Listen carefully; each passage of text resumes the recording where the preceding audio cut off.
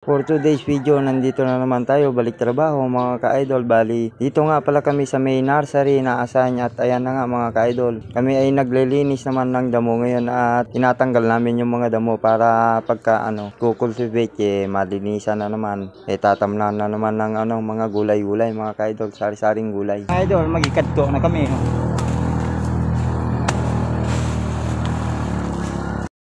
Bali, marami pala kami mga ka-idol. Yung kasama namin nandyan sa kabila naman mga ka-idol. Dito naman kami ng pinsan ko sa kabila. Mamaya pagkatapos namin dito ay sama-sama na kami magtrabaho mga ka-idol. Yan pala yung lilinisin namin mga idol.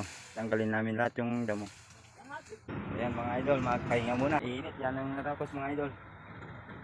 Ayan. At ayan na nga mga idol, hinahakot na namin yung mga damo-damo para pagka-isahin na lang mga ka-idol. At dito naman banda ay aking winawalis na mga ka-idol para matanggal lahat yung mga damo-damo at saka mga dahon-dahon. Pagkatapos magwalis mga ka-idol, kami naman ngayon ay uminom ng tubig dahil napakainit ng panahon. Kailangan inom ng tubig para hindi tayo ma-dehydrate mga ka-idol. Pagkatapos lumipat kami dito sa kabila at ayan yung mga kasama namin mga ka-idol. At dahil break time na mga ka-idol, kami naman yun ay magmerienda na at dahil may dalang pansit sila ma'am at sir. At nandun naman sila Sir Cosme at saka si Sir Tabog na wala na naman damit at mga kasama namin. At meron pagkalakalaking mangga, mamaya hawakan ko muna at mamaya ilalagay ko na sa bag mga idol. May sa auntie oh. Hey guys, magikadto tayo guys. Para sa guys, para sa garden guys. At ayan yung mga kasama namin mga ka-idol, iwa-iwalay nga pala kami. Nandun yung iba sa mga dulo. At nandyan naman si Sir Cosme, magigatdo ka pa si Sir Cosme Kalawawaran na ka pa ni Sir magigatdo, maski mapapato pilag. Ganito lang ang buhay mga ka-idol. Kaming mga mahihirap, basic na lang sa amin yung yung init ng araw dahil sanay na yung katawan namin sa init ng araw mga ka-idol. Yan naman yung pinsan ko na nagpapala, talaga. Paalan na ka pa tumapiyay dabong mga ka-idol.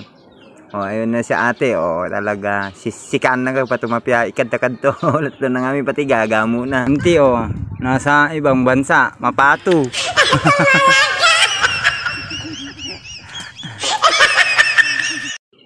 At di pa nga kami tapos mga ka-idol maglinis ay tinawag naman kami dyan sa kabila mga ka-idol para tumulong dun sa paggawa ng bahay ng gulay mga ka-idol. Dito naman tayo ngayon magkabit ng bahay ng gulay. Sige, guyudim. Tudukim ti. Yan, shoutout nga pala sa iyo idol. At pagkatapos namin dyan mga ka-idol ay tanghali na. Kami naman ngayon ay kakain na mga ka-idol. Ayan yung aming ulam. Maraming ulam pala yung dinala nila mama at sir. Ayan na marami sa mesa mga ka-idol. Sari-saring gulay ang dala nila. Ayan sa ate. Shoutout sa iyo ate.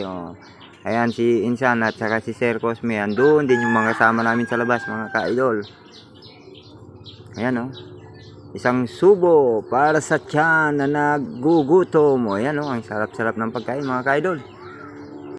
At pagkatapos kumain mga ka-idol, nandito naman kami ngayon sa may lilim ng mangga at magpapahinga naman ng isang oras mga ka-idol para mamaya ay balik trabaho na naman si idol.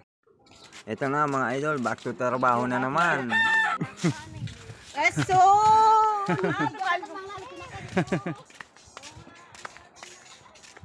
Ngali tanto maseta. Bali yung mga bougainvillea pala mga ka-idol yung aming nililipat. Marami yan mga ka-idol hanggang doon yan sa dulo.